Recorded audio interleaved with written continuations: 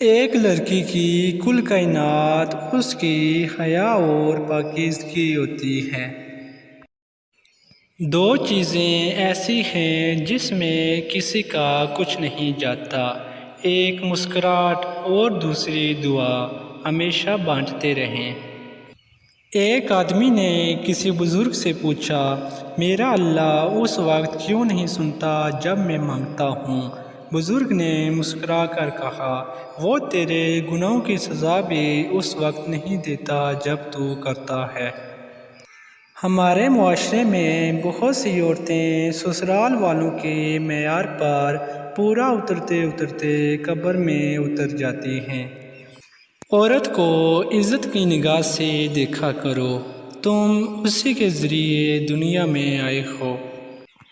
منٹو نے عورت کی نفسیات اور فطری جذبات و ہمت پر بہت کچھ لکھا ہے، اور عورت کے لیے ایک جملہ جو کہ انمول کہا کہ عورت کبھی بدصورت نہیں ہوتی۔ خاموشی ایک ایسی عبادت ہے، فرشتہ اسے لکھ نہیں سکتا، شیطان اسے بگاڑ نہیں سکتا، اور کوئی اسے جان نہیں سکتا۔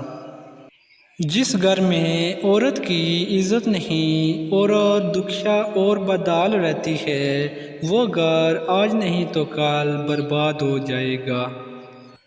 آدمی پہلے عورت کو ستا کر نیم پاگل کر دیتے ہیں، اور پھر کہتے ہیں کہ ہمارا اس ذہنی مریضہ کے ساتھ گزارا نہیں۔ نیک اور فرمانبردار عورت کی 6 نشانیاں ہیں۔ جس عورت میں یہ صفات پائی جائیں تو سمجھیں اس کا شوہر بہت خوش قسمت ہے۔ نمبر 1، خاوند کی مددگار۔